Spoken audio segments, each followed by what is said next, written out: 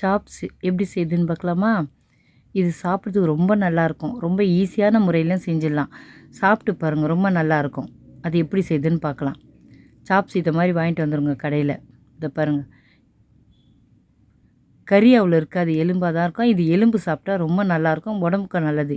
இதை ஒரு தடவை எப்படி செய்யுதுன்னு பாருங்கள், செஞ்சு சாப்பிட்டு பாருங்கள். இதை மாதிரி வாங்கிட்டு வந்து நல்லா க்ளீன் பண்ணிட்டு கழுவி வச்சுங்க. இதை மாதிரி தான் கொடுப்பாங்க. இதை கையில் எடுத்து வச்சு எலும்பையும் கறியும் ஒன்றா சேர்த்து சாப்பிடுங்க, ரொம்ப நல்லாயிருக்கும். இது எலும்பு ஈஸியாக கடிக்க முடியும். சாப்பிட்டு பாருங்கள். இப்போ இதை நல்லா க்ளீன் பண்ணிவிட்டு குக்கரில் எடுத்து போட்டுருங்க. குக்கரில் போட்டு இதுக்கு நிறைய தண்ணி ஊற்றக்கூடாது, கொஞ்சமாக தான் தண்ணி ஊற்றும், சீக்கிரமாக வெந்துடும். 4 விசில் போதும் இது வேகிறதுக்கு. இப்போ இதுக்கு தேவையான பொருட்கள் பார்க்கலாம், இதில் என்னென்ன சேர்க்குறதுன்ட்டு. மிளகாய்த்தூள், இஞ்சி பூண்டு, மஞ்சாத்தூள், மிளகுத்தூள், உப்பு, இவ்வளோ தான் இதில் சேர்க்க போகிறது. ரொம்ப ஈஸியாக செஞ்சு முடிச்சிடலாம், நல்லாயிருக்கும். இந்த பொருள் மட்டும்தான், முன்ன வேறு எதுவும் கிடையாது. மிளகுத்தூள்,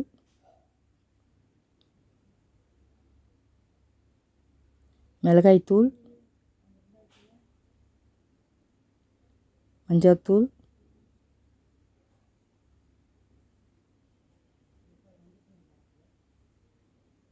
உப்பு, அவ்வளோதான். கொஞ்சம் போல் தண்ணி ஊற்றிடணும். பாருங்க, கொஞ்சமாக தண்ணி ஊற்றிடணும், நிறையெல்லாம் ஊற்றக்கூடாது. கொஞ்சமாக தண்ணி ஊற்றிட்டு அதில் கலக்கிடுங்க. எவ்வளோ தண்ணி இருக்குது பாருங்கள், ஒரு அரை கிளாஸ் தான் இருக்கும். இப்போ இஞ்சி பூண்டு அதுலேயும் சேர்த்துருங்க. கொஞ்சோண்டு இஞ்சி பூண்டு போடுங்க, நிறைய வேணாம்.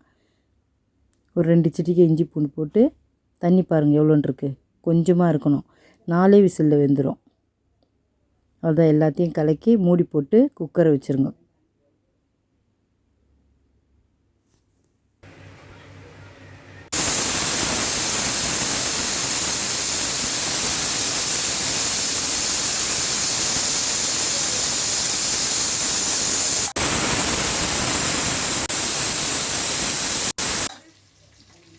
அவ்வளோதான். இங்கே பாருங்கள், 4 விசில் தான். தண்ணியும் பாருங்கள் கரெக்டாக போயிடுச்சு. கரெக்டாக இது இப்போ வறுக்கலாம். பார்த்திங்களா, கறியும் வெந்துருச்சு. தண்ணி இல்லை பாருங்கள் சுத்தமாக. இப்படி தான் வேக வைக்கணும்.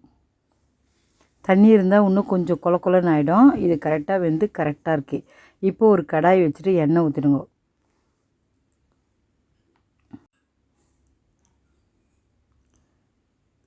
எண்ணெய் ஊற்றியாச்சா?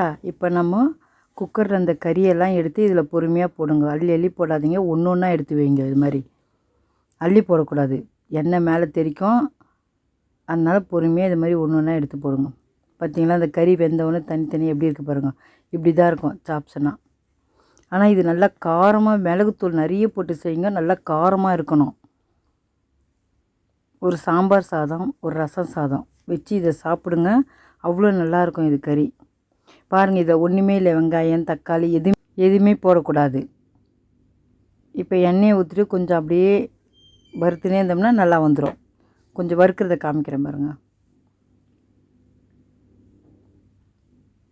இது வந்து பார்க்குறதுக்கு ஒரு மாதிரி பிளாக்காக வரும், ரொம்ப நல்லாயிருக்கும். அது மாதிரி இருந்தால் தான் நல்லாயிருக்கும். ஏன்னா மிளகுத்தூள் போடுறோம்ல, அது மாதிரி சுக்கா மாதிரி ஆகிடும். ஆனால் இது சாப்ஸு அதை மாதிரி இருக்கும் பார்க்குறதுக்கு. ஆனால் இது வேறு மாதிரி டேஸ்ட்டில் இருக்கும்.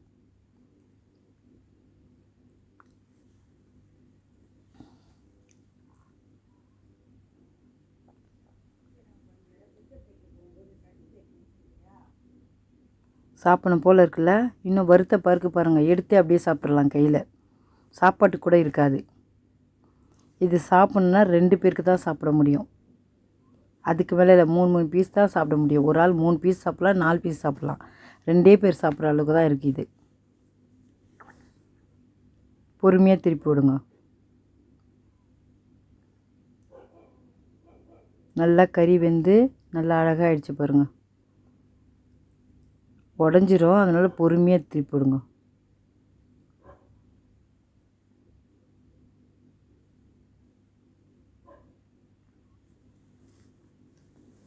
ஒரு சைடு வெந்துச்சு, இன்னொரு சைடு திருப்பி விட்டோம். அவ்வளோதான், ரெடி ஆயிடுச்சு. முக்கால்வாசி ரெடி ஆயிடுச்சு. அவ்வளோதான், பார்த்திங்களா, வெந்துருச்சு. சாப்பிட்டு பார்த்துட்டு எப்படி இருக்குன்னு சொல்லுங்கள். நீங்களும் இதே மாதிரி செஞ்சு பாருங்கள். சாப்பிட்றதுக்கு இது ரொம்ப நல்லாயிருக்கும்.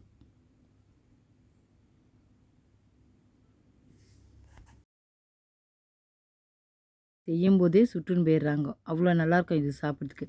நீங்களும் ஒரு முறை இப்படி செஞ்சு பாருங்கள்.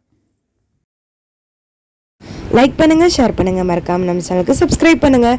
தேங்க்ஸ் ஃபார் வாட்சிங்.